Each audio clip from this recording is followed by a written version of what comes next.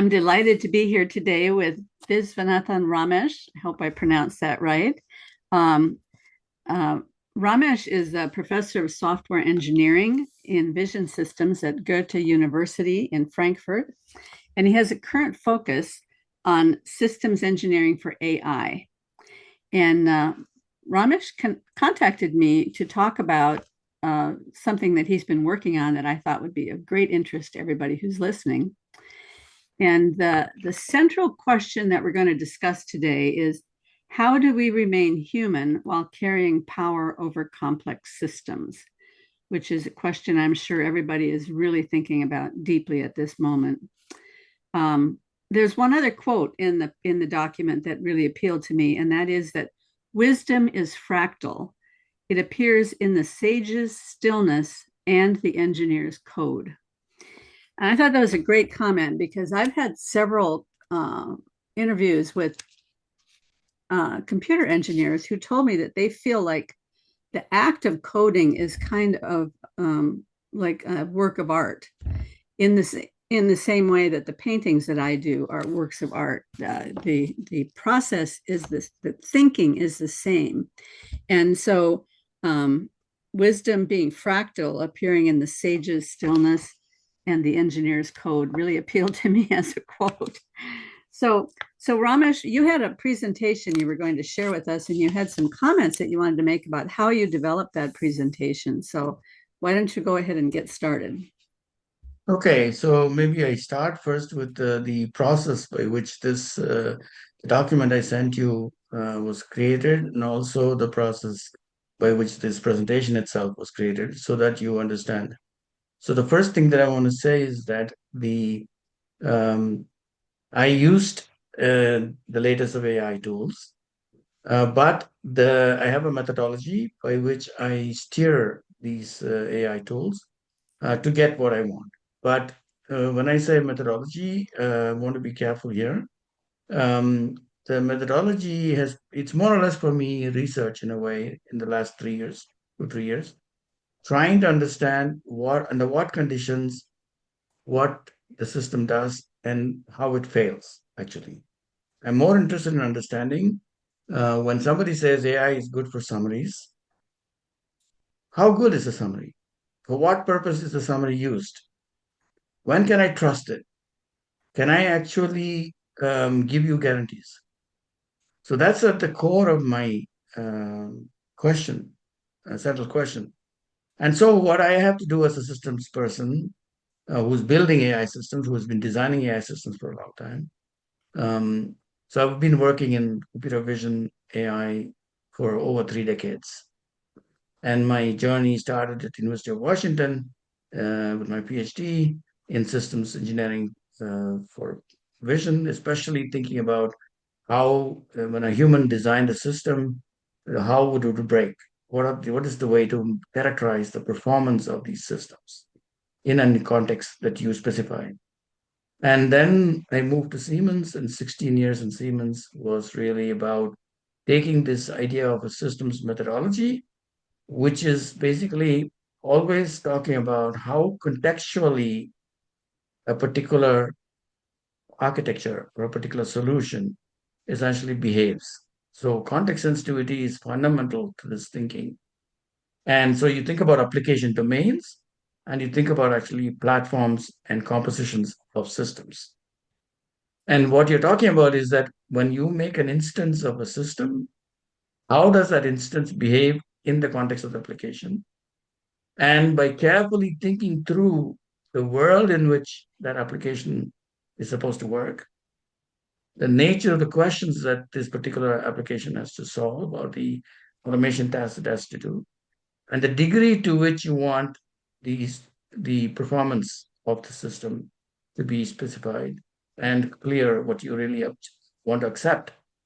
Those context task performance essentially are to be thought through upfront by the designer and by the user, first of all, as a user, as a designer, as a modeler, essentially, and an implementer and a validator. So you put on multiple hats and you think through upfront what the system is being built for. for what purposes, in what context, and with what degree of performance. And then ask what should be my design, and then validate it in practice and iterate. So this is a systems methodology that I learned already in my dissertation. Okay. And then from there, it moved to Siemens in Siemens Corporate Research in Princeton, where I had a 16-year period where I got a broad range of real applications, had real fun with working with many uh, PhDs and postdocs, as well as staff, along with the university professors, collaborating with them, and then being able to translate these ideas, systems, concepts, and ideas into real world products already. So this was already in 2000, from 1995 to 2010. That was before all this AI and the modern AI boom. In 2008, I came to the conclusion, after doing all of this, that there is going to be scaling of these kind of things to brain level.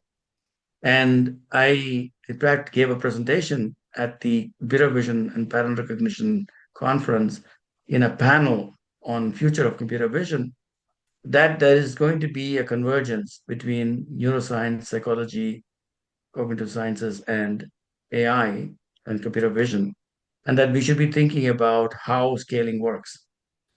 And I also talked about the principles by which you can think about um, this idea of uh, guessing followed by checking, or in other words, intuition followed by deliberation, and how actually that is kind of the core of cognition. And and of course, the guessing that you effectively do is based on a model of the world. Could we Um, just take a pause there for a second because I wanted to comment on what you just said. So you had mentioned intuition followed by deliberation, which you said is sort of the pattern of cognition. And I mean, isn't that also really what we call the scientific paradigm? Intuition followed by deliberation. If you think of deliberation being trying things out, experimenting, moving forward one step at a time by taking that intuition and putting it into practice in some place to see if the intuition is correct. yeah, actually, this is a deep question. You're right. You can think of the sequential process of conjecturing, getting actually evidence, and then looking at the results, finding the deviations, and then iterating. That's basically the process of scientific discoveries. You actually have theories that you make up, and then the theories basically are validated in certain set of data, and then you, based on the theory that you have, you may actually extrapolate, and actually you can predict certain things that you've not seen before, and then when you go and then actually do the experiments, you find they're true. Therefore you keep the theories, and then you keep moving. But you See, know that what I that's want to. exactly the same. That's exactly the same iterative process of painting. It's the Uh-huh, same I see. process. And as I've thought about it more and more deeply, it's actually the iterative process of living a life, Yes. right? Exactly. So I actually, in my AI article that I wrote, summarizing the sort of the history of AI, it was in 2018.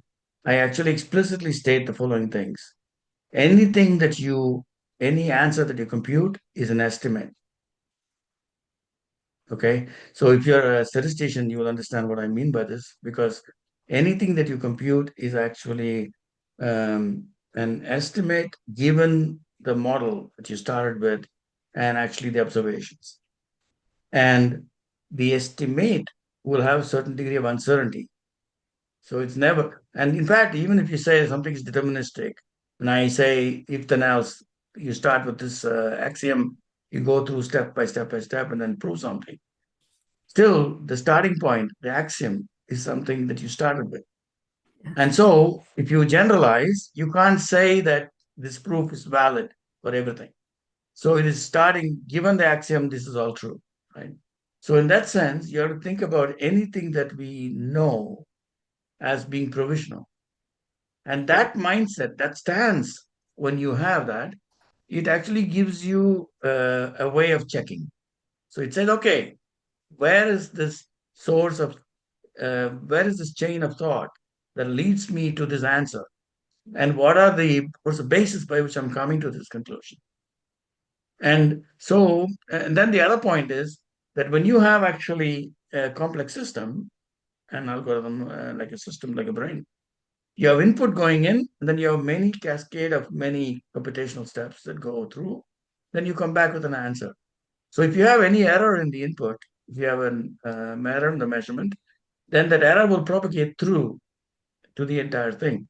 So that is actually systems analysis. So you basically try to understand, if you want to know the system is robust or not, you will try to understand how when I perturb the input, then how the whole thing behaves.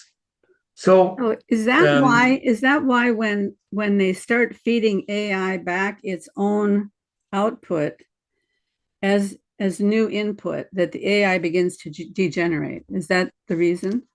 yeah, you can think basically the point is that you have a dynamic process where everything is sequentially dependent, and then when you take results of yourself and feed it back again and again, then what is going on is that you're converging to some sort of a collapse. And so you basically don't have any entropy. You don't have external variability that actually allows. So there's a slight difference. What I said is not exactly directly transferable in the sense that, if you want to be precise, you wouldn't transfer it like that. But you're right. But point is that there is a dependency on the way in which you arrived at actually your model, right? And then if your model essentially is being constructing now new output, and then you feed it back into the model, there has to be some way, some kind of a convergence to a fixed point, as we call it. So the point is that um, think about everything as being provisional. Think about uncertainties. Okay, think of everything as estimates, and then think about the causal process by which data is generated, and then propagate this causal model through so that you can then understand what is going on in a system. And so the systemic view, the other point of view that you are very familiar with in the cognitive science literature and so on, and you talked about John Peterson and Goethe and so on, they all are coming from psychology, cognitive science perspectives. So they actually have a systems mindset, and you think in terms of components and interactions and relations between them. And actually, you think about essentially um, the nature of when you talk about relevance of like realization, for example, that you can think of it essentially as a procedure which is able to discard all the things that are not relevant for the particular context. And the reason why you could discard that is because you have a model of you're embedded in a situation, and you have a model of the situation and the expectations you have of the world and the nature of actually what will happen in that. And so the expectations are then compared against the observations. And then you can then say, okay, for my particular goal, this is what's relevant. This is the invariant part that is relevant for me. And these parts are not relevant for me. I Okay, remember so watching so you. let's just take a pause here first. Let me recap what you just said to make sure I understand. So in the realm of cognitive science, we're thinking about at the very least, I'm familiar with Jordan Peterson and John Vervaeke and Ian McGilchrist and others that are in Yeah. this cognitive science realm. Um, and then put that through the lens of systems thinking. And so you're talking about components and interactions and the relationships between them. And in a second, I want you to elaborate a little bit on components and interactions, but I understand it in my mind right now. And so Vervaeke's relevance realization is the idea that our human mind is very, very good at zeroing in on what is relevant in the salience landscape at that moment based on the model that I'm using and the expectations that I have. Okay, Yes. did I get that right? I think that is a good way to say it. Now, I want to explain it in a very simple example, so we can ground ourselves. So there was a project I was working on in 1999. It was a project involving actually detection of people on the shoulder lane in a highway at a distance of like 80 meters or 90 meters from the camera. And the actual resolution of the person in the image was like 5 pixels by 3 pixels or something like that, quite small, tiny. And the objective of the system was to make sure that there's nobody in the shoulder lane so that that shoulder lane can be used for traffic because they couldn't build an extra highway. So what they wanted to do was actually use the existing lane for traffic. Okay. But they wanted a camera system that could actually detect and localize any anomalies. The anomaly in this case is persons standing, car stopped, cars going slow. Okay. But remember, obviously a kid can do this thing.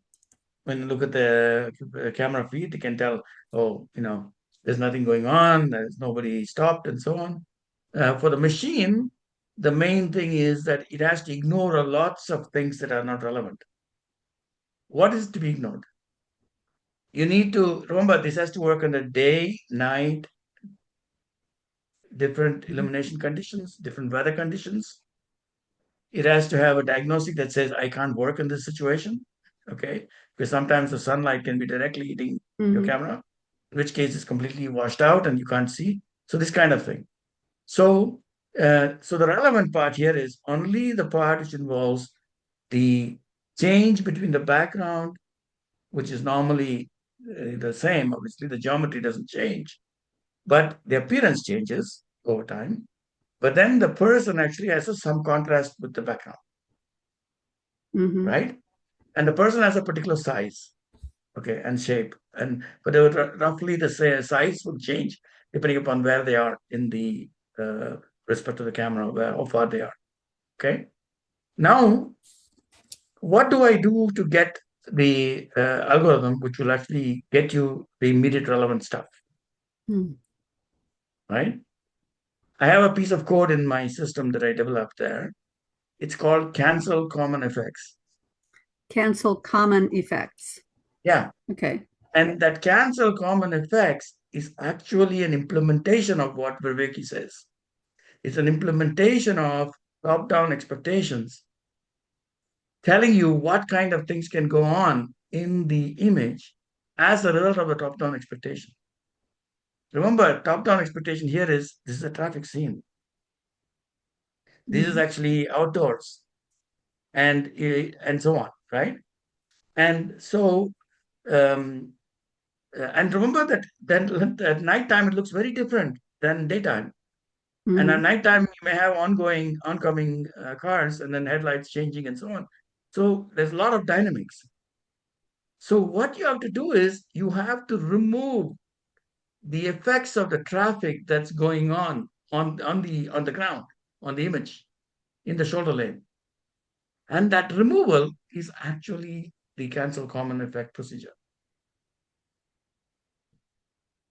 So what I had to do was I had to use a physics-based model explaining the basics of the simplest physics model I can use. And then say, okay, given that physics, basic, simplest possible physics, explaining how light bounces off the surface and how the image is formed and so on, I basically came up with a statement like, okay, canceling means dealing with the dynamics of flow, which is regular.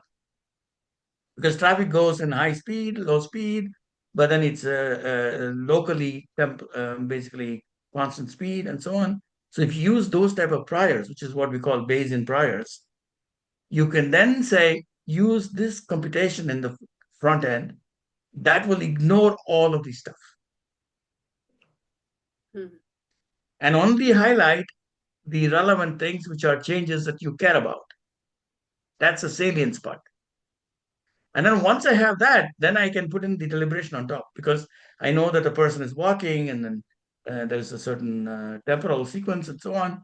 I can put the checking on top. And this is why we were able to build a system in 1999 with very low computing power, with 4 cameras in a single PC, with way lower computing power than what we have nowadays. And this is a context-specific design. Mm-hmm. Yeah. And of course, there's also the update of a background because background changes over time because weather will change the background appearance and so on. So there's an update as well going on. So this element of this idea, this core idea, is actually the building block for a cognitive architecture. Yeah. And this, we did this kind of thing in many applications in Siemens. And in 2008, we got the Inventor of the Year award for this. Oh, wow. Yeah. So the point is so the point I'm trying to make is that so that there's a difference between this way of doing things and the modern way of doing it now in machine learning, deep learning. The modern way is actually you take a lot of data and then you have a neural net model and then you train the model. And then there are good ways to structure the neural net model according to your goals and your context, and then make it work better. That's true. But it is much more complex. It's not easily inspectable and explainable. Whereas in my case, the explainability comes from the fact that I have a world model, and that world model, which is physics based, and the nature of the particular question you ask directly tells you how to process the data. So as I understand what you're saying, the LLM has no world model. Ah, that's your LLM is a different paradigm, right? Right. Does And it there are have a world model? I mean, would that would you call all this training that's gone on in sometimes skewing the way they think? Um, would you call that a world model? The training set or no, I would not call the LLM as actually having a world model. okay. Um, although LLM captures the essence of it is, of course, you know this. It's a next word create. It Yes. basically goes about creating what's the most likely next word and then change it and so on. At least that's the core of the LLM. There are Mm-hmm. more bells and whistles on top. And the main aspect of LLM is the fact that you have large amount of data. You have this procedure that searches for the parameter set for this neural architecture, which is a transformer, okay, which has a certain properties. That's why it's working because the transformer is special. Okay, there's certain properties. I won't go into that, but basically, what it's able to do is it's able to, given a prompt of some parts of the sequence, it's able to predict what the sequence, next parts of the sequence should be. And that same machinery is used for everything, many applications. So even if you have a question, then you have the answer. If you so in other words, you can fill in the blanks. You can do all kinds of things with this architecture, and the power of it comes from the amount of data and the compute that went in to compress it into that representation. Okay, that's basically the power of it, and it's using the GPU machinery, which is basically important for the being able to do this, right? So it is. You can think of it like it is it's an associative memory. Mm-hmm. So so you give it actually, and there are people who call it stochastic parrots. Okay, it's more a little bit more than a stochastic parrot because they say it's a stochastic parrot because it's actually um, giving you the next probability of the next token that is following, and then it samples from the probability distribution, and then it continues. So you have a chain of possible continuations, and so it's a probabilistic method, and that's why you call it stochastic parrot. And it's parrot because So it's just I repeating what's let in the me just packet. a thought came up and I want to mention it before it goes away. Okay. So it's working on next word and it's based on the parameters of the prompt that it's given. So it has that's allowed it to Prompt narrow. plus the parameters of the neural network, the big Right. network that is Okay. actually doing the computation. Yeah. But that confines the problem set a little bit from just like everything. So it's drawn in a little bit. And then as I understand it, each word or token is located in a network of tokens that are somewhat related to that token for some reason out in the data set. This word occurs more frequently next to that word. And so there's this kind of electron shield of words that are somewhat related. So it occurs to me that the prompt, and I'm just going off of I'm not at all knowledgeable about these things, but No, please go on. if I'm giving a prompt, the denser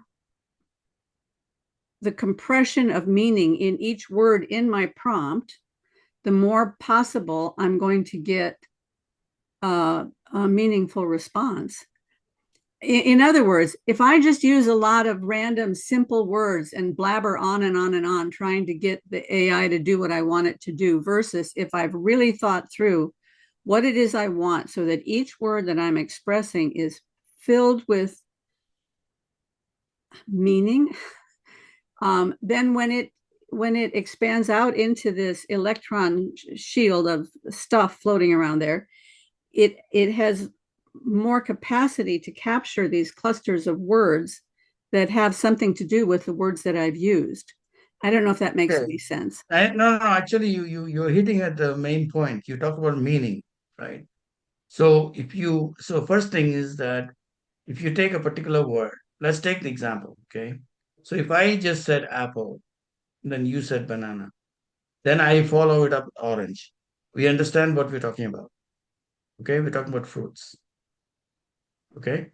Now, if I told you, if I said apple, and then you said jobs, okay, then it's clear that in this context, that next might be something which involves, um, something which has to be Silicon Valley, whatever, okay, computing stuff, right? Let's say I say Apple, and then you say Newton. Mm-hmm. Now, um, and then I should say gravity, physics, whatever. Mm-hmm. But I might, because you are primed with, let's say, the previous statement about jobs and so on, I might remind myself that Newton corresponds to a particular tablet. And so I will continue and say Oh, Silicon oh. Valley. Yeah. Okay. So the point is that continuation here depends on the context, right? And the main aspect that is going on here is that this particular transformer model is able to keep up these, make up these hypotheses and then figure out which groups belong together, deal with the polysemanticity issues, and so on. Mm-hmm. And then basically build actually, is able to construct a probability that the particular next token should be XYZ, whatever, right? And then you have, hopefully that is sparse, meaning that out of the 10,000 tokens, maybe only 10 or something, which is high probability. And then they are ordered in a way that the top one is the most likely. But remember, there's one more important thing I want to make, which is not normally discussed. Where is the meaning?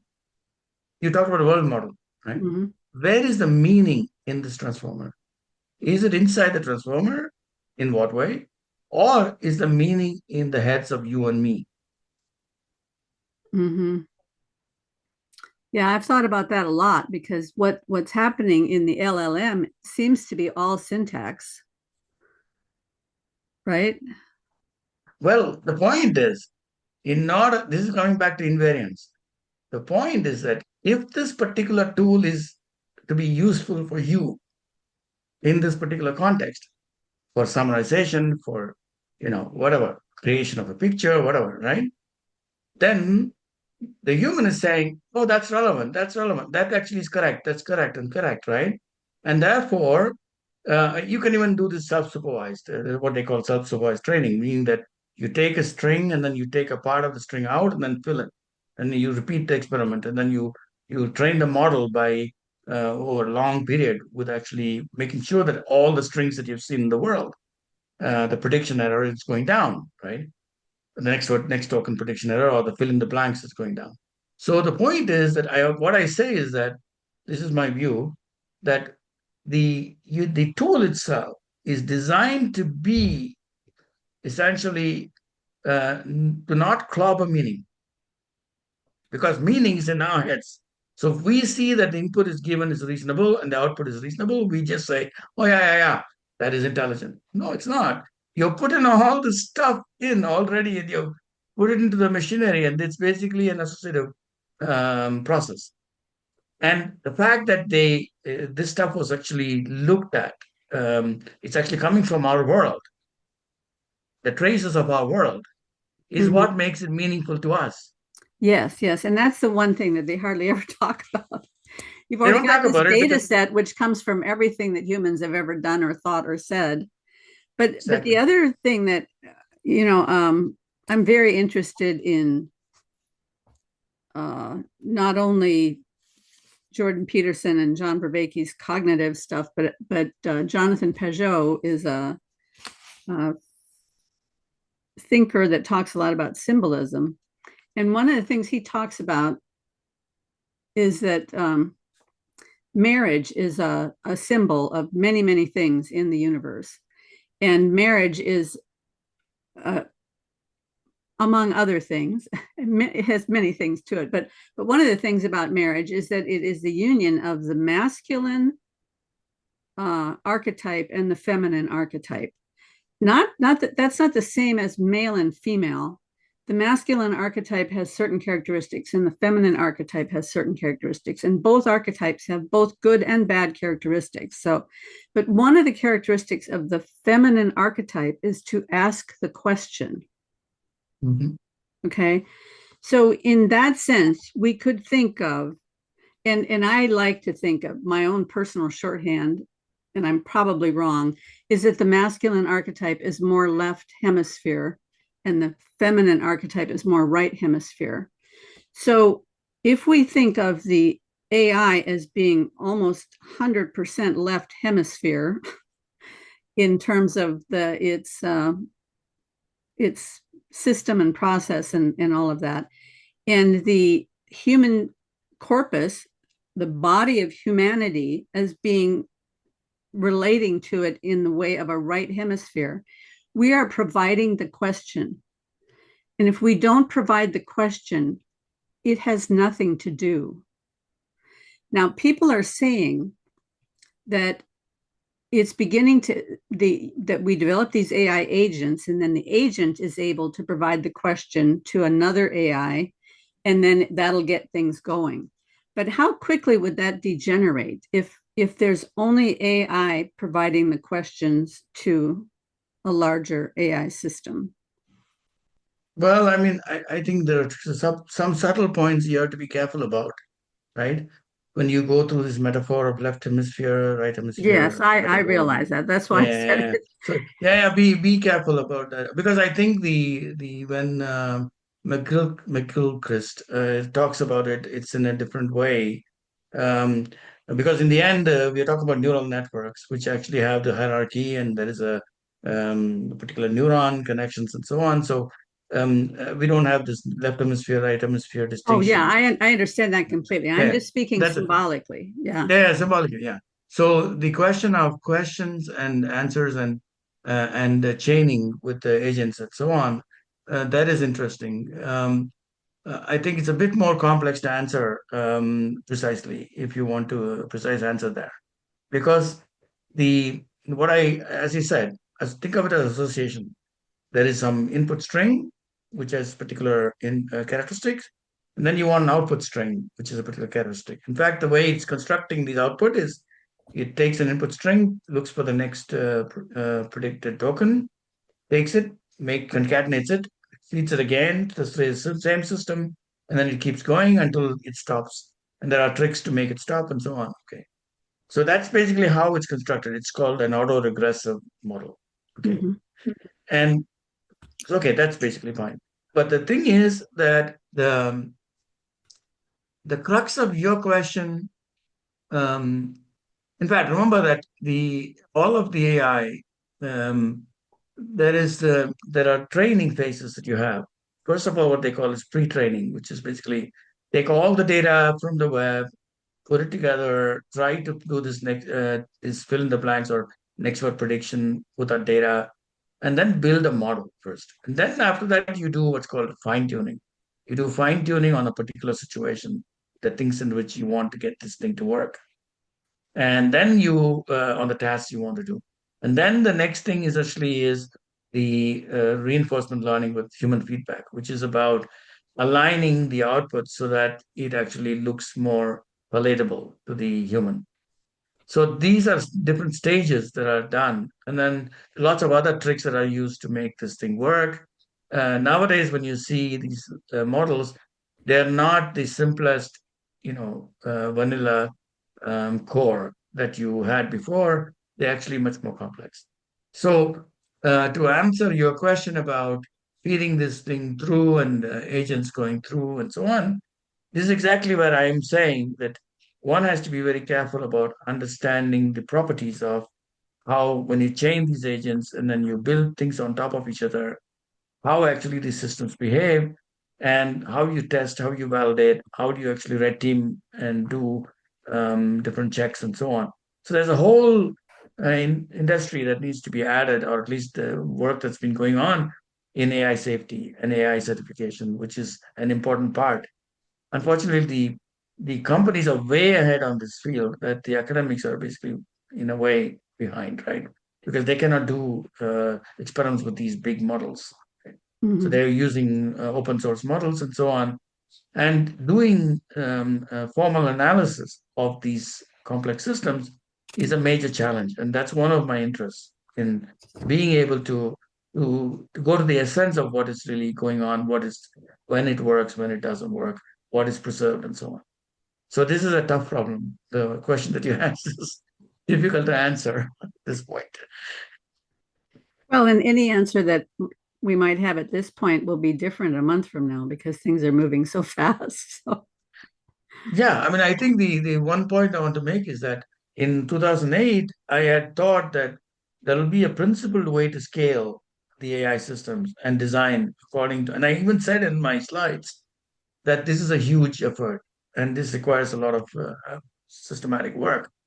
But I didn't realize that this whole deep learning and all the computer stuff and the deep data thing will take over. And especially the since 2017 or 2019, this ChatGPT thing in 2022, that was a major jump.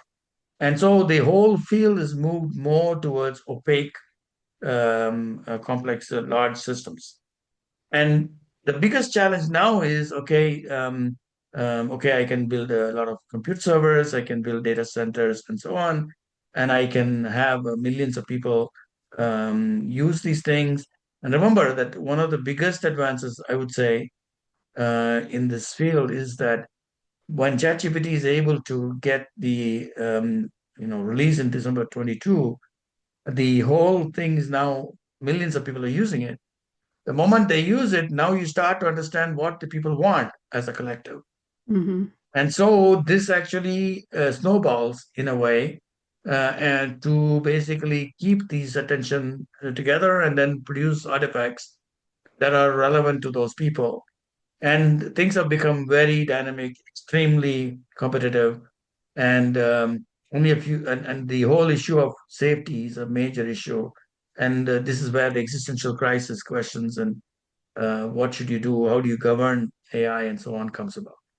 Mhm. And I didn't anticipate all of these developments, but what I've been doing personally is not give up this other view of how to do AI as a science and understand the things, but bring it together with the modern perspectives and properly integrate it so that you can develop continual learning systems.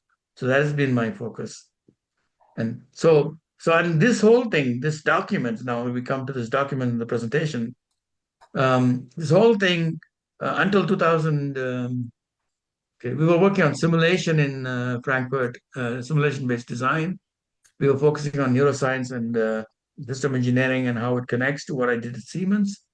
And then we started looking at continual learning, how to do continual learning systems, which will continuously adapt and not lose competence. And this is one of the open research problems in AI. And then what I started was realize that I needed to teach students to be essentially systemic thinkers.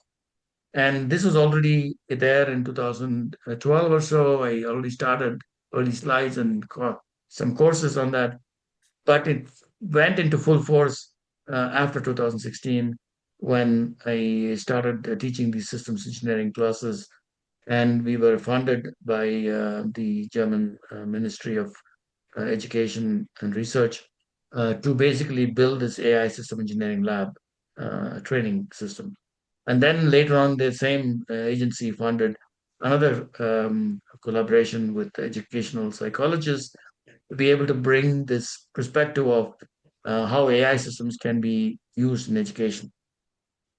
So basically, the last years I've been focusing on education of AI and education, AI for education, and also I've been thinking about how human and AI co-evolves.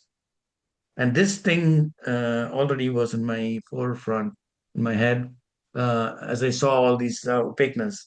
I felt that we need to have this transparency, explainability, all of these things by design. So we need safety by design.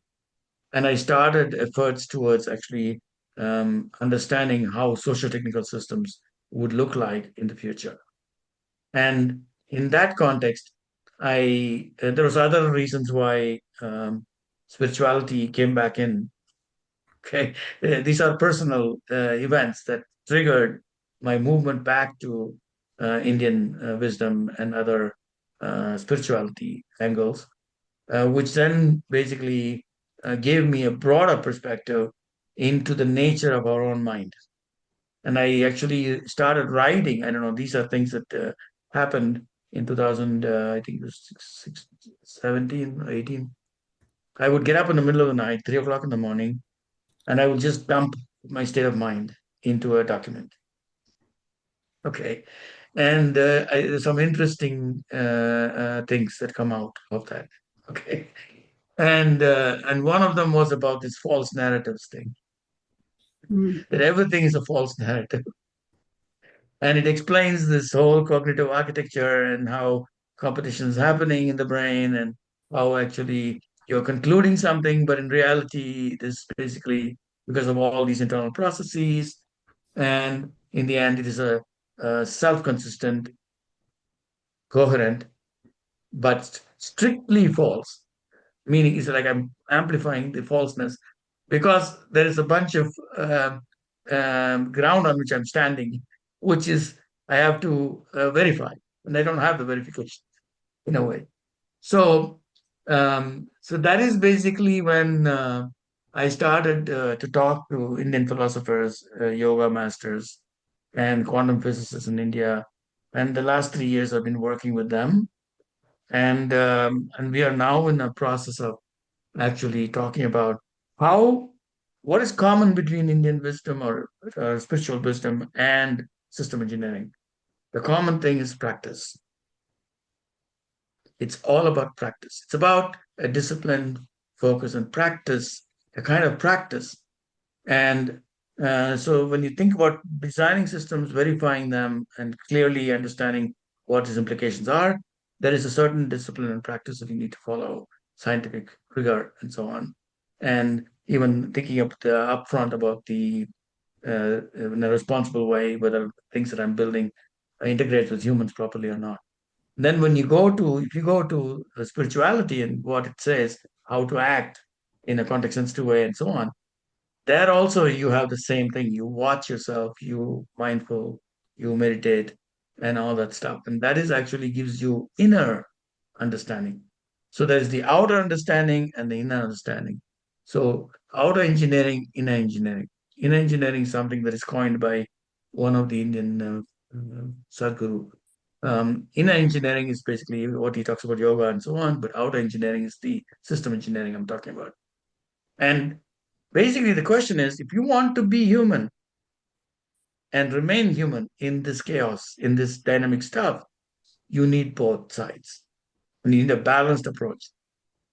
And that is what we think we should do to train our systems thinkers and mindful system thinkers in the future.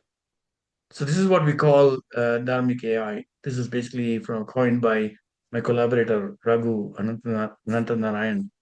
Um, so we had a dialogue on Dharma and AI in January 2nd and 3rd in India, where um, this was at the end of my personal trip to go to see my mom, who's 90. She stays in Chennai in India, Madras. And then I had this meeting in Bangalore with the National Institute for Advanced Studies. So this is the context of under which this this presentation that I'm going to share now fits. The other thing that I want to add here is, so the AI, we talked about AI, we talked about all the things. The main thing is that the AI is actually a human creation. And so consciousness is creating actually these artifacts. And as we saw, the data and everything that's produced, it's actually human creation. All of the stuff that we did before. So therefore, attributing this as actually something external and then saying it's going to be superhuman and it's beyond me is, I think, a fallacy. At least you should be thinking about, okay, you should be mindful about what you're creating, whether it actually impacts you or not. And so there is a very important need to be um humble, to be reflective, to be discerning about the kinds of things we are building and how we actually put it out into the world and integrate. And this is a major challenge. And the strategy, at least from my point of view, I think what we need is we need to train our students and even every one of us be invariant to the changes outside. The question is, what is that invariant stuff we need to be? To me, it is actually a practice. It's actually not only the knowledge and the wisdom from the past, it is about how we internalize it and how we practice it and then improve ourselves day by day by day. So there's no end to this. You have to continue that. There's no way. Otherwise, you can't stay on top of this stuff. Mm-hmm. So that comes to that summary that you said. How do we stay human in this complex world? Yeah. So that's what you were thinking about when you began to develop this document. So then there was a Yeah. process in developing the presentation that I think you wanted to explain the process. Yes, yes. So I maybe I can do the presentation and then the Yes, presentation itself, you'll see the perfect. process. Yeah, that's perfect. Right.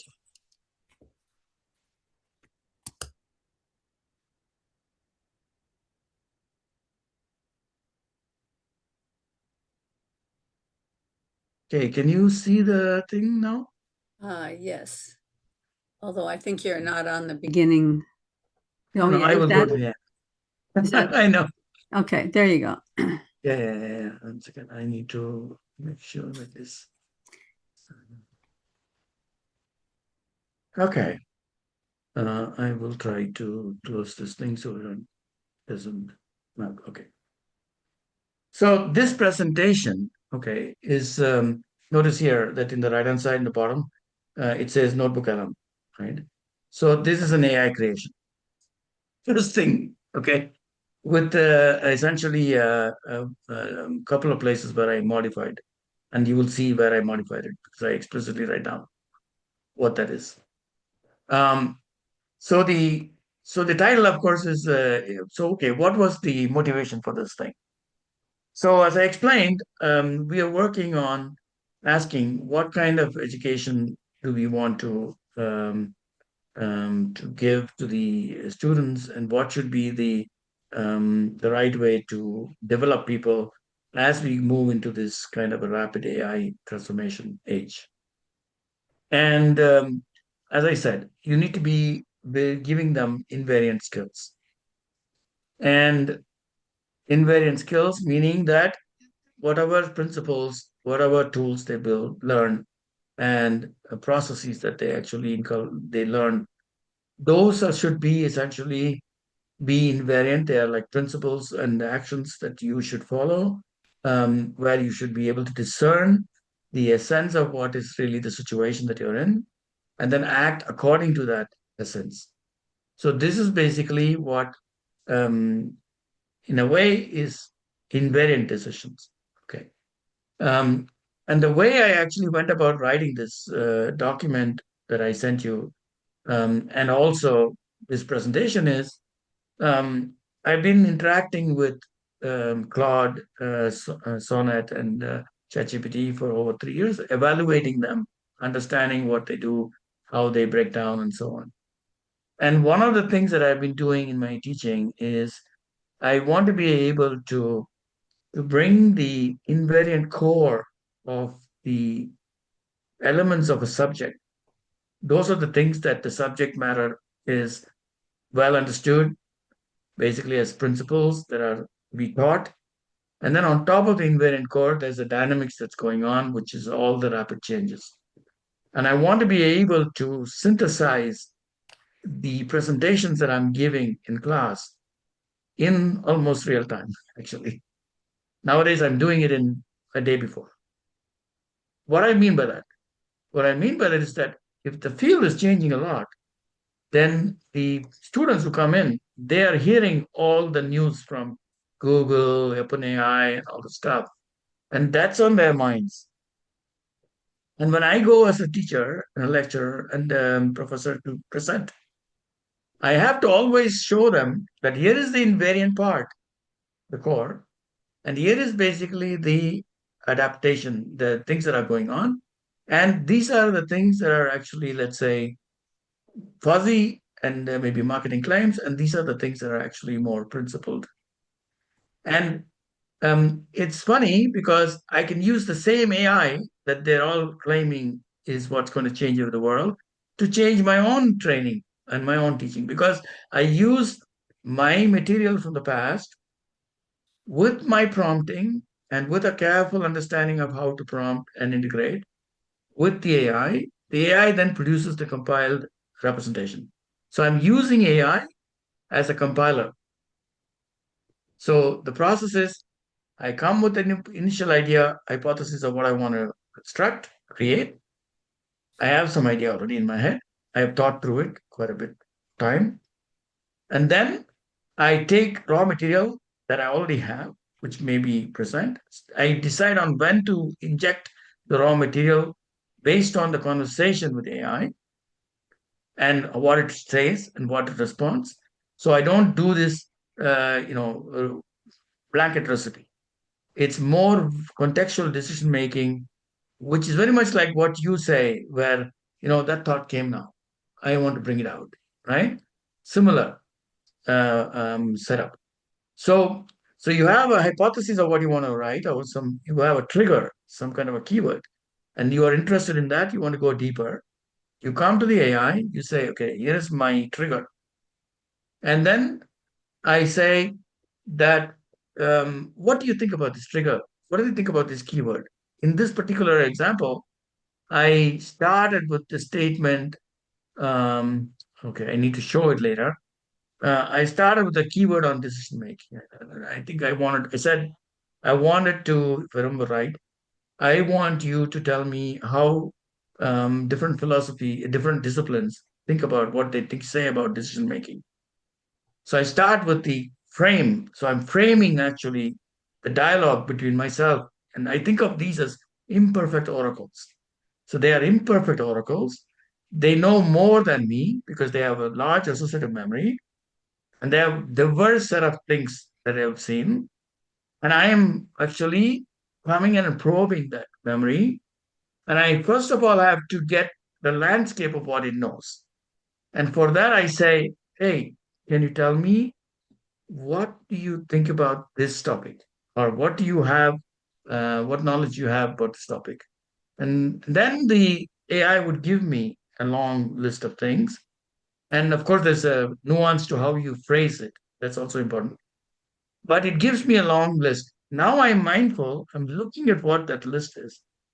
And now I am taking the step that, oh, did it actually do exactly what I wanted?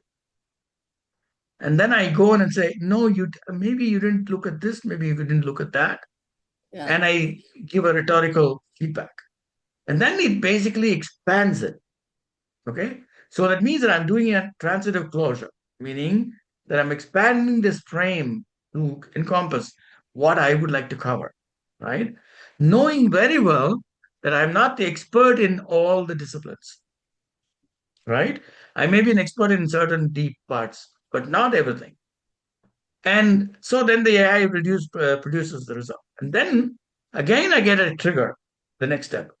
The trigger is, oh, okay, I saw you talked about the religions, you talked about this. Okay, this is all great. Now I bring in the idea of invariance, okay? Because I'm talking about decisions that stick. And I want to know what exactly people have thought about invariant decision making. What do the wisdom traditions say? What do the other disciplines say? So this is the narrative. So I'm nudging this thing going along the way, everywhere, every step carefully checking what is going on, what the output is.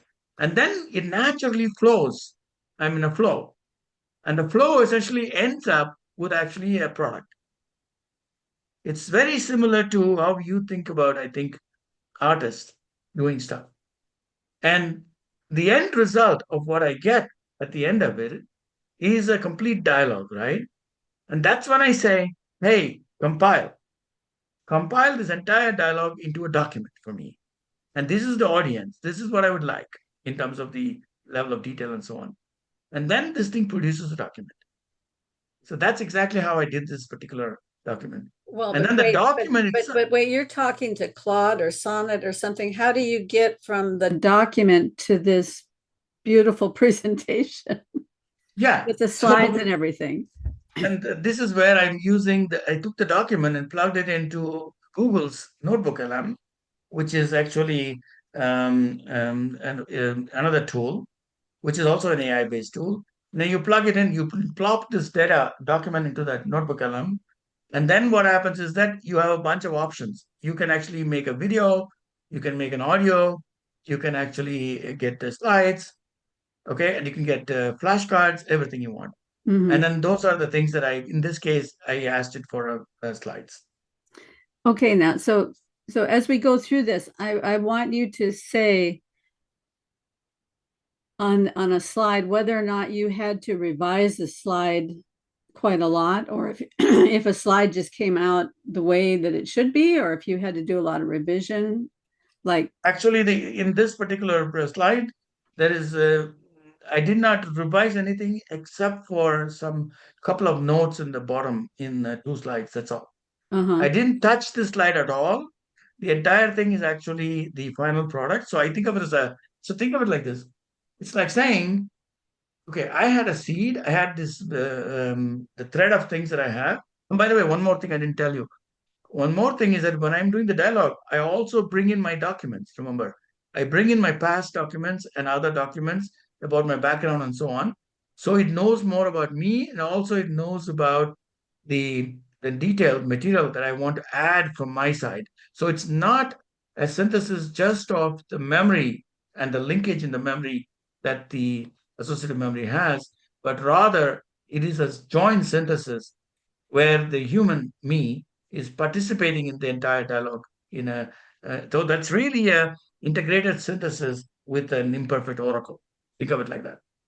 Yeah, I think Okay. that's a really important aspect because I've used this almost exact same process to try to get the AI to articulate this big idea that I have in my head about how the universe is created. And what what happens then, and I go through this process just the way you described it, like even starting with some books. It's very good at summarizing books and then putting the Yes. ideas from the books together and all that. But I have not tried this thing of going into a presentation mode with slides. I think that would really help because otherwise it ends up with so much verbiage. It just talk, Yes. talk, talk, talk, talk, talk, talk. And I end up with pages and pages. And I have a thing with AI writing. After about two paragraphs, I can't even read it anymore. So even if it's talking Right. about Right. my ideas, I get so bored with the language that I can't Exactly. read it. That's But why getting it to that make a presentation is a really good idea. exactly. And that's one thing. The other thing is that I think of these as drafts. They are actually interesting to see how your thoughts integrated with Mm-hmm. outside. And then the drafts themselves have to be rewritten. You have to, if you want to really make a real paper, you have to rewrite it in your own way. And it's not bad because in the end, you want a compact, well-written document. I tend to write in the flow and in one shot. That's what I tend to do. And normally these are very condensed and dense. Yeah. Well, so So maybe we should move on to the next slide so people can get an yeah. idea of what these slides look like. Okay. So the point is that we were talking about decision making and invariance, right? And the first question, right, that we are that comes about here, first insight that comes about during this dialogue is that we are living essentially in this era of unprecedented complexity. We're talking about AI, climate, contagions, and the past ways of analyzing these things and optimizing these systems, they don't work anymore. Current reality is more complex. The real question is, how do I deal with this complexity and how do I navigate? So that's basically naturally falls out of my early questions. And remember, these are texts from the AI, so therefore treated as an external amplification, but done or augmentation done of my inputs. Then the key points that was already coming from the dialogue is that there are multiple lenses, and each of these lenses handle different things. So, for example, philosophy is useful, science is useful, engineering is useful, humanities is useful, and so on. And what we do when we try to make sense of these of the make decisions is we need to use our bounded rationality and satisfies. So this is basically Herb Simon's um, point. Herb Simon is a Nobel Prize winner in economics who actually talked about bounded rationality, and he coined the term satisficing, which is that we don't optimize, we don't have an optimal solution, but rather a satisfactory answer. And the key point is that no single discipline is sufficient. Then remember, I'm moving from stage to stage. So, you start with philosophy, science, and so on, then you move to the wisdom traditions. And now it realizes, okay, the wisdom traditions, um, you should think about when you talk about decision making, you should think about Stoicism, Hinduism, Taoism, and indigenous wisdom. And all of them essentially really think about the process and act without attachment to the fruits, which is, and so for example, Stoicism focuses on what is up to us and not external outcomes. So that's actually one aspect that comes out. And Taoism basically says, okay, action should be effortless, right? And now when I asked it about invariance, then the basic question came about. Okay, now we need to think about, in fact, if you read I can share it with you, the whole dialogue, because that is more instructive for you. The whole dialogue clearly shows how I'm nudging it and how I'm getting it to actually give me details. And it starts to say, first of all, I tell it, define invariance first. What is invariance? And what is an invariant decision? And then I say, explain to me all types of those, and so on. So therefore, it actually then enumerates all that stuff. And then it comes to essentially this type of a conclusion. Invariant decisions are those that align with the deep structure of reality, physical, logical. Notice here, this logical here is Yeah, a I thought mistake. that was good. And that's because of the notebook alarm. It's a mistake from notebook alarm. And rational model and would be recognized as right by any sufficiently wise and informed agent, regardless of time, place, culture, or position. And so the point is, it should be time invariant, it should be scale invariant, depending upon it should be not individuals, organizations, society, they will all come to the same conclusion. And then it should be perspectival invariance, right? So from any rational standpoint, you should be able to say that makes sense. And that's why I said corrective feedback, human in the bottom, this thing has to be changed. Okay. And then the next question I asked is, how does regret play? So this is basically my thought. My thought comes out and says, "Oh, regret. So you make a decision, you regret it. Why?" And that's when it actually goes into the notions of regret, it expands it, and then comes to the conclusion that, okay, we need to have invariant decisions that transcend decision regret, not because they guarantee favorable outcomes, but because they align with principles that any wise agent across time and perspective will endorse. And then it gives you these examples from Macbeth and Tolstoy's story. And the interesting point is also this deathbed test, which says an invariant decision is one that passes the deathbed test. You would not regret it at the end. It makes a lot of sense. Then I asked about naturality. Okay, so notice that the slight transitions have correspond to my questions in a way. So there's some sort of a correspondence between my questions and nudging and the slides themselves. It turned out like that. I don't know if it's going to be universal or not, but okay. And the point is that there is nature, in this case, reality. You can think of it as Tao. By the way, Tao and Dharma, there are multiple meanings for it. In the here, it thinks of it as the underground, the ground of reality. And then you need to be thinking clearly and seeing clearly. That's basically the discernment. Viveka is basically the term in Sanskrit. And then there is the effortless action, which is Wu Wei, right? So And the when interesting, I looked at this slide, I yeah, was thinking, actually, discernment and action are working like this all the time.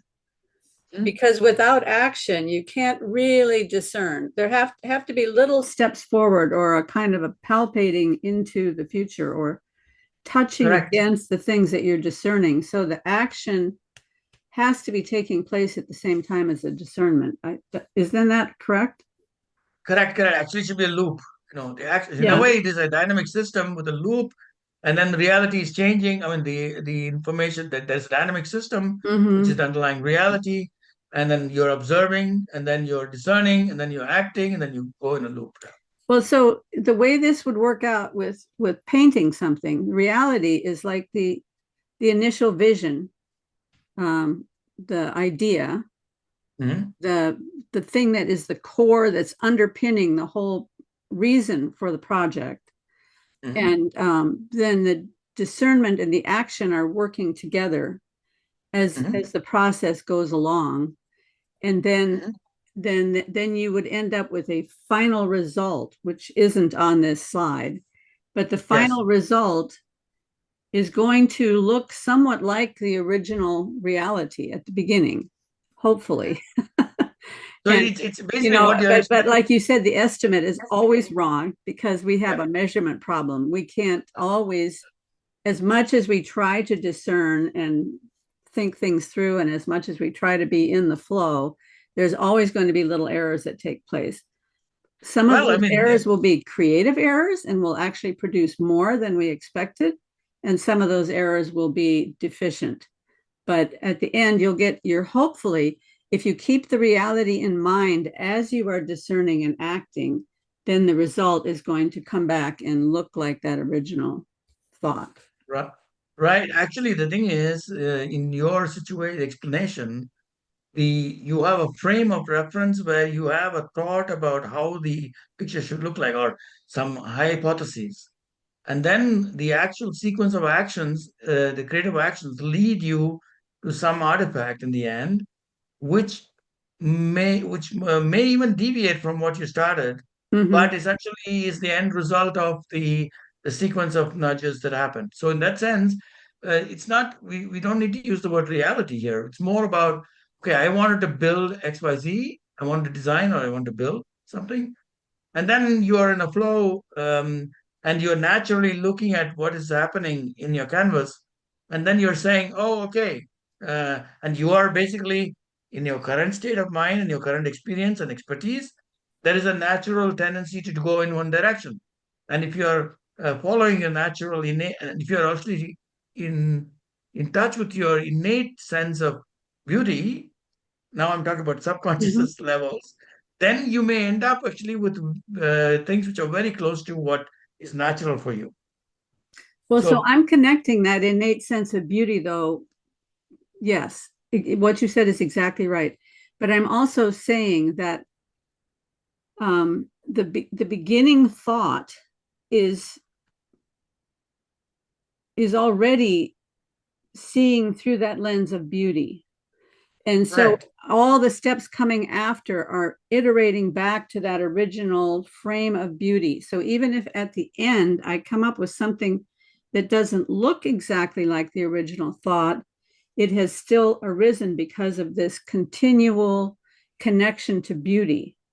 Because Correct, correct. in one of the slides, you talk about the not relying on the outcome, that it's the responsible action and not tied to the outcome, It comes, but yeah, it comes next. more connected to the process. But it seems to me that part of the danger of if you're wholly focused on the process and not on any sort of outcome, you're missing the idea of having a stable attractor. And this lens of beauty has to be the stable attractor that keeps the process from going off the rails. Does that make sense? I think this responsibility, that's an interesting question.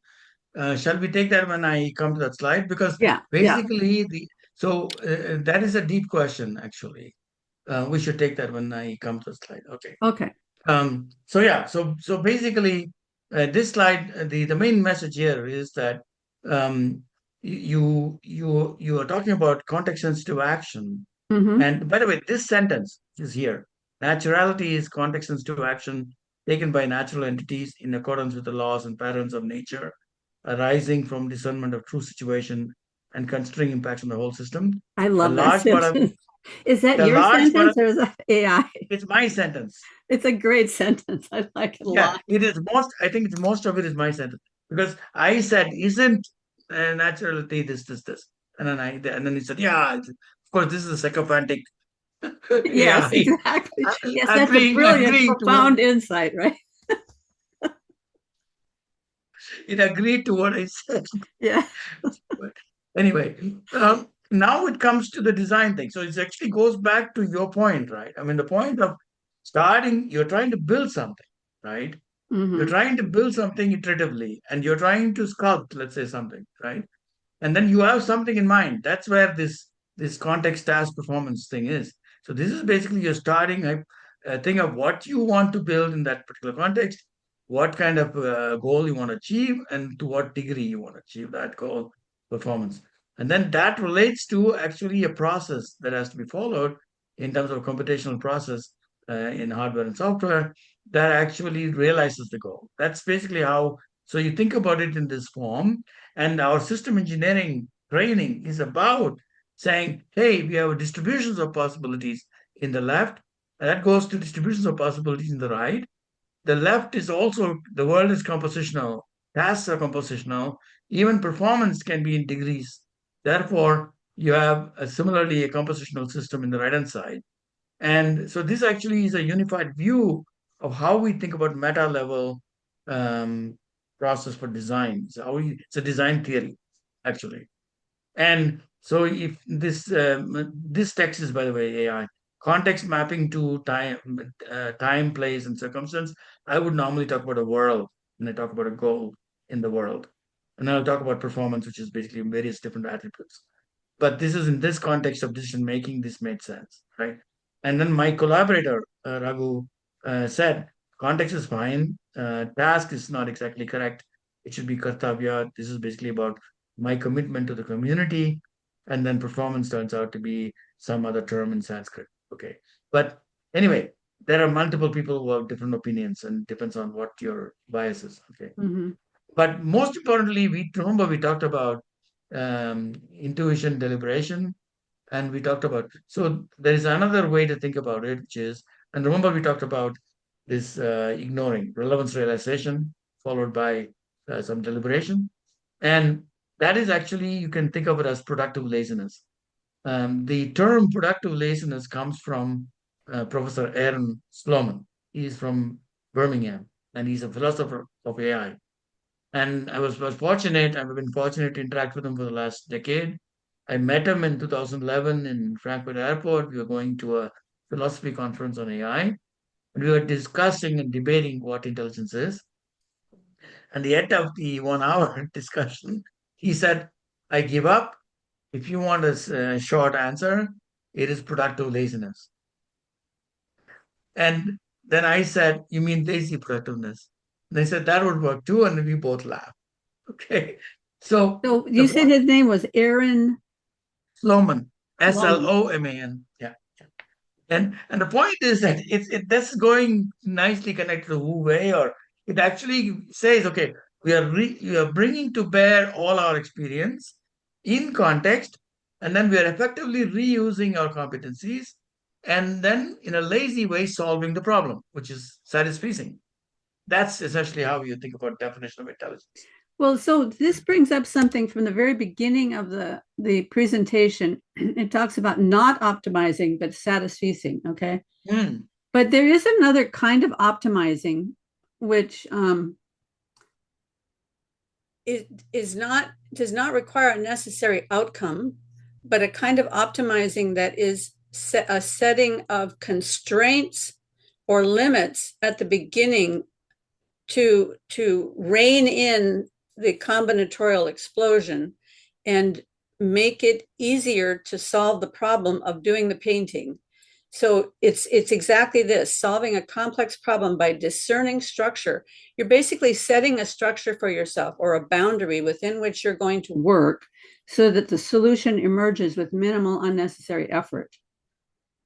Exactly. In fact, that is exactly what I explained to you about the highway system design. So you had a model of the world and you had a structure for that world, and then how variables influence different things. And then you understood that, okay, if I actually use this procedure, this is going to be canceling all the common effects. Okay. Mm-hmm. So in fact, that's what I'm teaching, right? So basically what I'm saying is design is context specific. The biggest problem is when you have infinite number of contexts, infinite number of problems to solve, how do you have one brain or a collection of brains which can solve all of that? So the AGI, more general intelligence and having this ability, that is talking about solving any problem, right? Mm-hmm. And any context, and then a whole range of contexts. So that means that so the point I'm trying to make is that you need to first solve this principled way, this mapping, design mapping from context descriptions, and there's a language for context descriptions, task descriptions, and performance description, mapping to hardware software structures. And that language, if you design it properly, and then if you show how you can do this for case by case by case in a systematic way, going from simple to more complex, then we have a scalable system design, which I understand. Of course, there is a, the problem is that the description of complicated situations becomes very difficult. That's where the problem is. The dealing with the complexity of the real world is a problem. And the current AI is taking a shortcut, uses computers and uses data, and then uses optimization to get you interesting indexing machines. So Mm-hmm. you can think of it as, so I use the word indexing followed by estimation in my paper in 2000 when I explained this effortlessness. And the reason why you're able to do some things in real time is because the world affords it. Basically, the data is in such a way that with my machinery, I can effectively throw out things that I don't need. The relevance realization is possible. Mm-hmm. Yeah, So that is, exactly. yeah. And now comes the issue of how do we deal with this current situation with AI and how are we going to make decisions? What is the right way to do it? And this is where my collaborator Raghu Anantanarayan and his ideas come in. And I have used explicitly his input in the whole thing. He talks about dharma. He talks about how you think about first. You have to think about self, the other, and the field. And you should not act out of fear or ego. So if you're making a decision, you should ask, am I acting out of fear here? Am I acting out of my ego? And that is one important question to ask before you make a decision. Similarly, when you think about other, am I actually treating the others with dignity? Am I think of them as having agency? And so am I being true to this idea that I want to be treating them with dignity and agency? Similarly, the world in which this is going to be deployed and the long-term impacts and on the society and other groups, how does that, and even nature and so on, how sustainable is this when I put this in? So in that sense, you have to think about self, other, and field, and all of those conditions have to be satisfied, meaning that all of these tests should come, yes, I am doing the right thing. Then you are basically dharmic. But if you're not, or any one of them is not correct, then it means that you have a problem and you have to figure out what's going on. That means that you don't have an optimum, a decision which is time, let's say time invariant and invariant across perspectives and so on. And this is what the slide we talked about. Let's go to that question you asked. So the main point is that if this is the case, remember you're living in a complex world where you are part of a bigger system. You're acting, you do parts of your stuff, and then you put it together with others. How can I basically, you know, I can't own my I cannot even influence outcomes exactly. And I cannot, and if you ask who's responsible for the autonomous car crashing, is it the manufacturer? Is it the person who did the embedded AI chip? Is it actually the driver or not a passenger who may have done something wrong? So on. So therefore, the issue of actually attributing something basically to a particular specific outcome becomes complicated when you have such complex system. Right?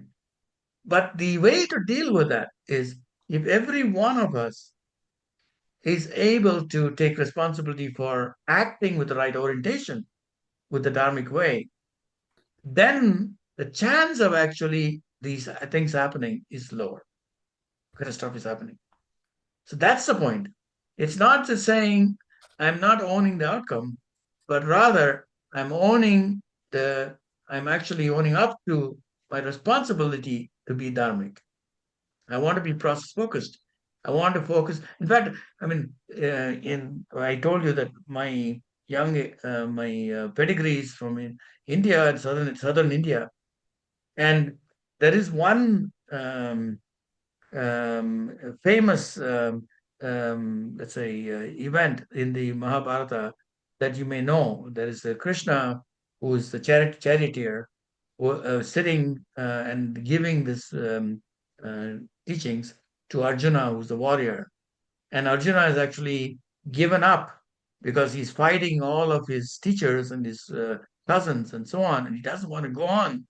And then Krishna explains to him this basic thing that you actually do your duty, and then the rest of the spoils go back to me. And there is no, you don't think about the outcomes. And he treat so in a way that particular philosophy is something that has been in my own life. I've taken it for whatever reason. I don't know why, but that is what I've taken. And it has helped me. Whenever I realized that my performance specification of what I want to do and how I actually think about what is valuable to me is always different from what is valuable to somebody else. And I noticed it several times that if I want to do act right and I want to actually do the right thing for following these principles that I believe in, then you're not going to get rewards from everybody else. This, so this basically acting out on focusing on your responsibility and doing the best, putting your best effort, and to actually focus on not the rewards but the process. That actually is helping. There's a couple of things there that are just really pop out to me. Yeah. One is economic, and the other is, of course, Jordan Peterson. Yeah. Because one of the things Jordan Peterson, one of the concepts that he came to after spending years and years and years looking at the complexity of all the problems facing the world, is that the only possible solution is that each person speak the truth. Mm-hmm. And as I've contemplated that more and more, I realize that speaking the truth isn't just in the words that I say in any given situation, but it's training my mind to think in terms of truth, not only in the context I'm in, but thinking in terms of truth in the way that I'm using my own mind. And my biggest failing is that I can't live the truth that I believe. So I can be thinking the truth, but I'm not actually living it in every area of my life because it's so complex, right? But if each person took that as their task, then the world changes overnight. Yes, but the thing is, But then the other thing I wanted to say about what you had said about for you, I'm thinking about what is your duty based on your context in your world is unique to you and nobody else. And that when that comes into the equation, then it means that the entire world can be infinitely variable and beautiful and yet cohesive and coherent. Because that's one of the things we learned from economics is that each individual decision, if it's based on what we think is the best thing for us and our family situation, when all those decisions come together, they make the best decision for the entire economic system to work together and create possibility. So that were the two thoughts that came to me. Yeah, I mean, I think that the point is that because in the end the invariance here comes because you are true to yourself, right? So, but then that means that you have to be in touch. You have to be in touch with your feelings, in your nature, and it's not easy. It's not easy, and a lot of factors may play in, right? And so that's where I think practice. The question is, the wisdom of the ages is really about the fact that we are endowed with the ability to know ourselves. And in fact, the brain has been designed to learn invariances. Yeah. So the underlying truth. And so basically, it is something that's given to us already. And this is basically, this is where I think the whole issue of um, faith actually comes into a certain point. You need to have faith, especially in the situations where you're, for unfortunate reason, you're in some adverse situation, and you have to have the faith that you can get out of it, and you can actually focus on getting to your true, let's say, objectives and your true whatever you are supposed to be doing here, right? So in a way, you want to actualize, you have to realize, self-realize in some way, right? And I think that this you say a lot in this thing. There is something underneath all of this which we don't fully understand. Anyway, that's it goes into a different. Well, I mean, I think it's this idea of principles that principles rather than rules. And I noticed down at the bottom of the slide here, you have compliance is, am I allowed to do this? Yeah. Then you end up with bureaucracy. But the Dharma thing, which you haven't talked much about Dharma, so I'm just guessing what it means. But the Dharma aspect of that is, what does this set in motion? So actually, that's a much more complex question, right? But that's a question by the way, yeah, go ahead, leaves openings for creativity.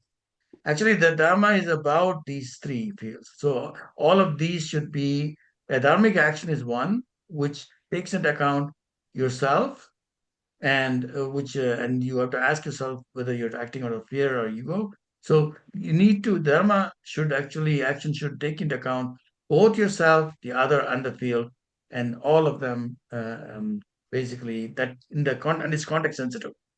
And the decision the field meaning the relationship between self and other. In this case, the field in this case is about. Okay, I think there's a maybe later slide coming, but field essentially means, field essentially means the entire universe in a way, entire planet. Yeah, I got it. And sustainability comes from that. But actually, these words are, you have to be careful because this is again condensed. So I have to be careful about this. Now, there's, by the way, if you look at it, I was explaining to you how these switches between slides are different parts of my dialogue. So I talked in this particular stage, I talked about my systems engineering stuff and asked how it related to all the things that we did before. And then I went into this discussion about dharma, or at least the way of taking action with thinking about self, other, and field. And then what happened is that I added a last document.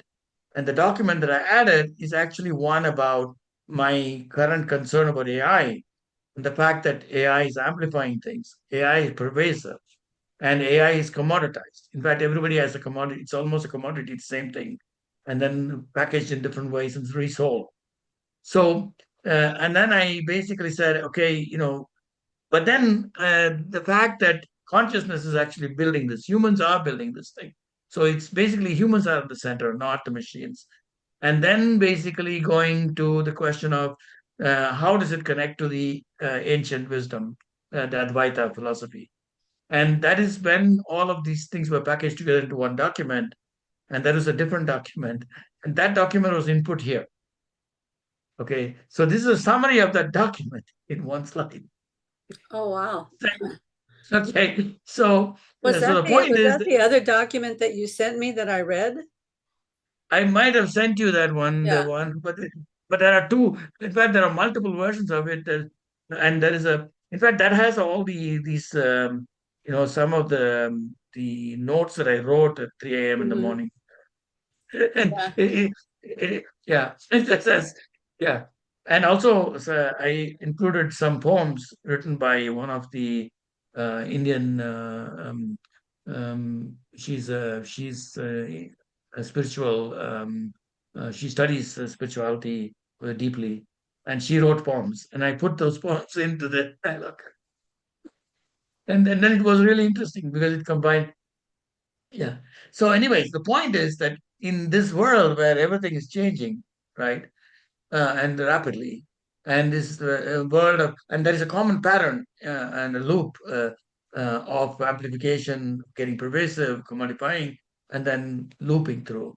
In that situation, how do you act? You need discernment. That's basically the point here. So you need discriminative wisdom. You need to be able to discriminate between signal and noise. Okay, that's the crux of this. Um, and based on this was about 30 pages or something of that document. Yeah. But and of course a lot of details. And the next question was really how does it impact education of the future? And that's where you say, okay, I need to think about education as not transferring knowledge, but cultivating meta narrative awareness. So we want to cultivate resonant intelligence and where you are sensitive to context and patterns. And system thinking is at the core of it. And you need technical foundations, mathematics, systems thinking, and then wisdom traditions, and essentially ethics and dharma and so on. Yeah. So that's basically what. Notice here, this is clearly AI done because you can see these are all wrong, some spelling and so on. Okay. So, uh, and then this is the last slide. Okay, we're almost done. So the point is that, okay, we need actually education which will be balanced, which will include your personal inner engineering as well as outer engineering. And both of these things involve practice and our understanding. So everybody has to be building that disciplined practice that allows them to be essentially human when you're dealing with these complex systems. So that's basically the end. So system engineering tells us how we can build these things. System science and engineering, ethics tell us at least safeguards, what we should not do, and so on. Whereas Dharma basically says, okay, uh, be context sensitive, have discernment, and then, and if everybody does that, and we train the world in a principled way, and we can actually then have the ability to be human while carrying power over complex systems. And the last thing, of course, is wisdom is fractal. It appears in the stages, stillness, and the engineer's code. Actually, there should be engineers. Yeah, code is fine, but this is actually notebook LM changed the document what it said. I think it said engineers design. It said. Um, anyway, so yeah, that's it. So maybe we can So now. the previous slide and this slide both reminded me of something I haven't thought about for years. But Yeah. um, while I was learning to paint and learning the concepts of creativity and design, I developed a method of working for myself that meant that in the end I was putting forth minimal effort. Let's put it that way. Yes. And part of what I would do was create a bunch of chaos on the canvas so that I wasn't just interacting with a white sheet. Like, like the scariest thing in the world is a white piece of paper that you have to start filling up with something.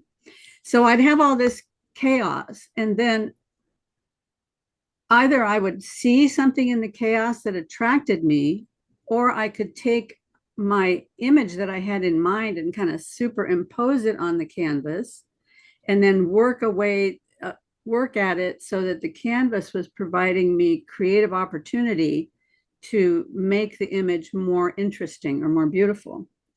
Well, so I took this idea and I decided to use it. Like sometimes some organization would ask me if I wanted to donate a painting for an auction or something. Well, that usually didn't provide that much money to the organization. So I said, listen, what I'll do instead is I will come to your event and I'll let people put chaos all over my canvas. So everybody that comes puts a stroke of paint on there. They pick their own color, they do whatever they want to do. And at the end, I have all this chaos that's been created by the attendees. And Yeah, then, I've seen that episode where you talk about this. yeah. Yeah. And so then as I'm doing the painting, Mhm. um, so anyway, I do the painting and then they auction it off at the end. Well, I got to thinking, this would make a great team building exercise at corporations that are trying to deal with decision making. Mhm. If Mhm. I would come into the corporation and I would let everybody in the meeting mess up the canvas, and then I would start with the questions. What do you see here? Where Yeah. do you see opportunities? Right. Yeah. And then I could work as they're talking to me. And at the end up with something where they could say that they had participated in the final result.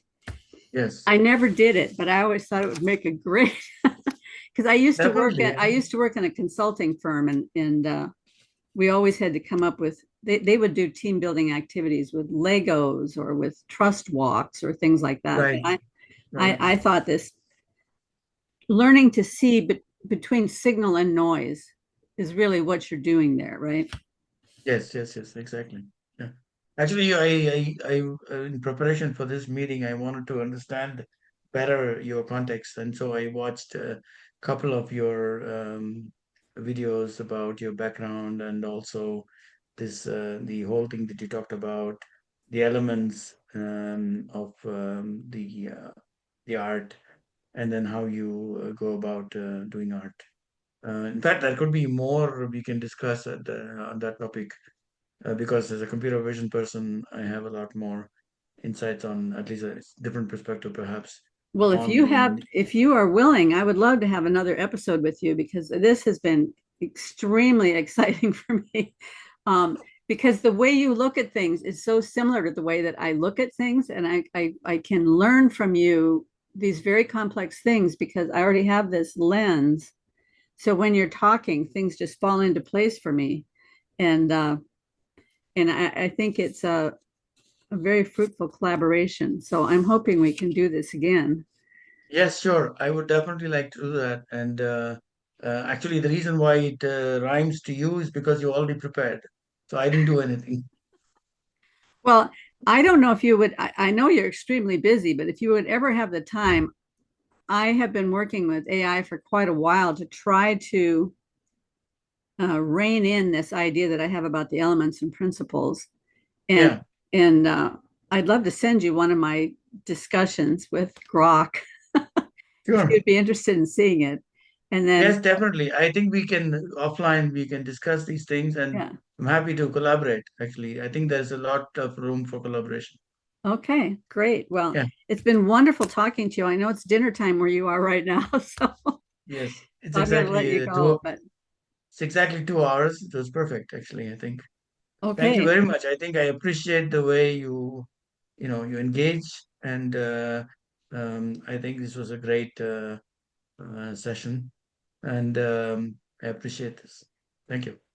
have a wonderful evening, Ramesh. Yeah, you too. Bye. Bye bye.